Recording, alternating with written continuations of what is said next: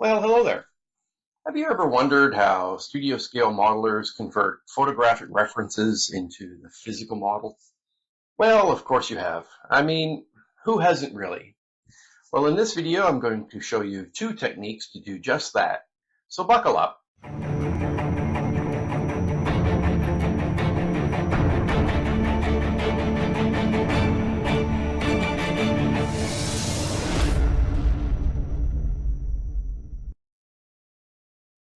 Building a studio scale model provides a wide variety of challenges, not the least of which is finding out what kit parts are used, and then, of course, going out and finding all those kits. But one of the other big challenges is determining the sizes of things that are not kit parts. For example, this big block here and this little block here. There's a couple of different ways we can do that. One of which is to scale up the Bandai Perfect Grade Millennium Falcon kit. By taking measurements off of this and multiplying them by 3.51152, we do get very, very close to the real sizes, although they can be off by a millimeter or so here and there. 1/2 millimeter or 1 millimeter doesn't really sound like all that much, especially when you're dealing with a build that is 1200 millimeters in diameter. But those small differences really do add up. And after they compound on each other, they really can throw off your build. The other process that I use requires a really good high-resolution photograph, some of the real kit parts, a pair of digital calipers, and some grade 6 mathematics. So let's talk about that way. As we are working with digital images for this process, you'll need good image editing software as well.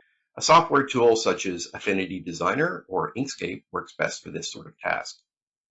You want the reference image to be as high resolution as possible, the area being measured to be as in focus as possible, and preferably to be as orthographic to the camera as possible. And that is all usually pretty impossible, but worth trying anyway. You will need at least two objects in that image, the one you want the measurement of and the one for which you have the real world part to measure. You also want these two objects to be as close together as possible in the image. If they're too far away, the perspective of things appearing smaller in the distance can throw off your measurements. For the sake of this example, let's take a look at the starboard rear sidewall.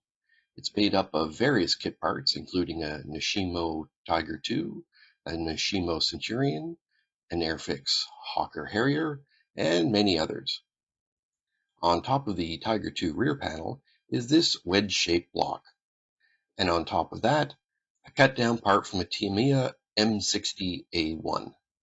It's this wedge-shaped block that we are interested in. As far as I'm aware, this part has never been identified as a kit part. It's likely made of styrene or acrylic or phenolic or whatever else. Or it may have been just a block of something that ILM had laying around. There are suggestions that it comes from this payhauler kit, but I've rooted through this and not found anything that I think resembles this shape close enough, even cut down. But I'm sure I'll find out what it is in about 3 years and 10 minutes after I declare my build finished. So let's figure out the dimensions of this so it can be fabricated from acrylic. It's just 4 easy steps. Step 1. Because we have the real world part from the photo, we know its size in millimeters. Step 2. On the reference photo, draw a vector line to and from that same points you measured in the real world part. You can set your unit of measure to points or millimeters in the software application. I tend to use points, but it doesn't really matter much, as long as you do all of your photographic measurements within the same unit of measure.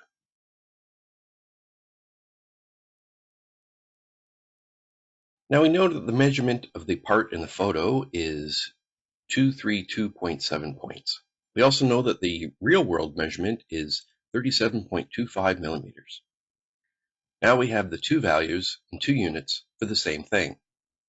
Step 3, measure the part in the photo we are trying to get the size for. The part we need the real size for measures out at about 182.3 points in the length of the photo.